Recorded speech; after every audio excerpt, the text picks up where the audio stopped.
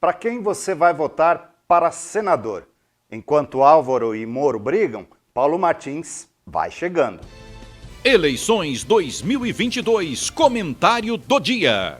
Com a eleição para o governo do estado teoricamente decidida aqui no Paraná, as atenções se voltam para a disputa ao Senado. No final do ano passado, Álvaro Dias conseguiu atrair o ex-juiz Sérgio Moro para o seu partido, com a ideia, claro, que o Moro seria um nome forte para uma candidatura presidencial.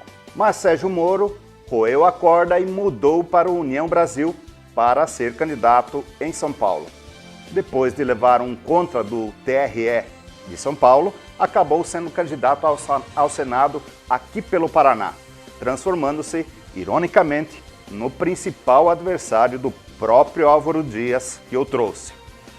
Até aí nada demais, não fosse outra negociação envolvendo o governador Ratinho Júnior e o presidente Bolsonaro. Ratinho sempre manteve um apoio mais velado ao presidente. Nunca criticou, é bem verdade, mas também nunca entrou em dividida. Bolsonaro ameaçava lançar o deputado Felipe Barros a governador caso não tivesse um palanque, o apoio efetivo do governador Ratinho aqui no Paraná.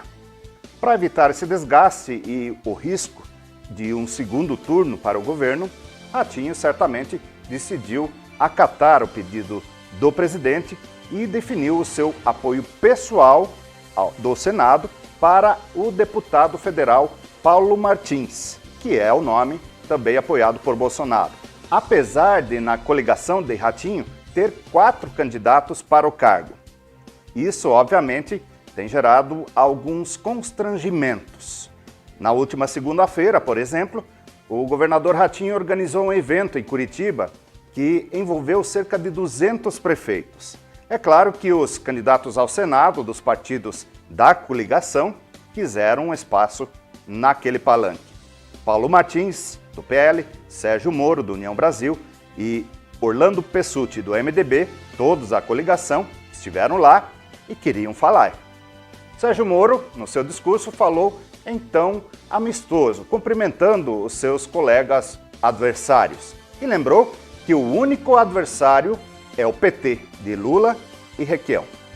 Só que a aparente harmonia não durou muito tempo. No dia seguinte, Paulo Martins foi às redes alfinetar Sérgio Moro. Disse que Moro não havia sido convidado para o jantar e que é um usurpador. Entre Moro e Álvaro, então, que lideram as pesquisas até aqui, a coisa é ainda mais tensa.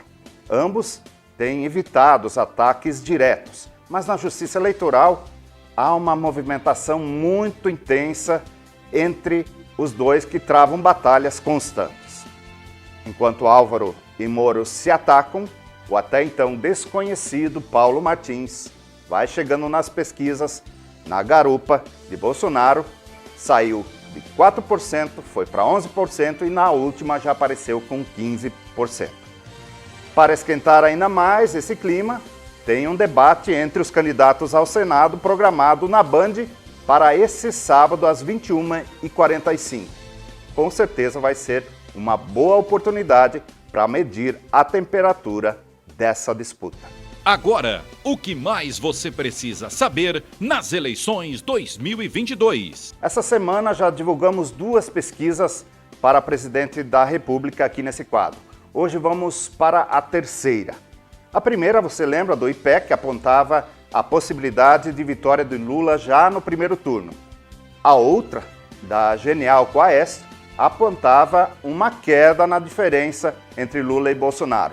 E hoje nós vamos apresentar uma terceira, feita pelo Instituto Paraná Pesquisas, que aponta empate técnico entre os dois candidatos dentro da margem de erro. Vamos aos números. Lula tem 39,6%, Bolsonaro 36,5%, Ciro Gomes 7,4%, Simone Tebet 4,7%. Os demais candidatos ficaram abaixo de 1%. Branco, nulo e nenhum são 6%. Não sabem ou não responderam 4%. Foram entrevistadas 2.020 pessoas face a face entre 8 e 12 de setembro. a margem de erro é de 2,2 pontos percentuais. O levantamento tem 95% de confiança. A pesquisa, financiada pelo próprio Instituto, foi registrada no TSE sob o protocolo BR 05388/2022. Desde o início da disputa presidencial, o Paraná Pesquisas já realizou 38 sondagens de intenção de voto. 17 delas por conta própria, ou seja, sem um contratante declarado. Todas têm apresentado resultados menos negativos para Bolsonaro do que os demais institutos tradicionais. Ontem, a Folha de São Paulo publicou uma matéria revelando que em março deste ano, esse mesmo instituto assinou um contrato de R$ 1.600.000 com o governo federal para fazer sondagens sobre políticas públicas. Esse contrato tem validade de 1 ano.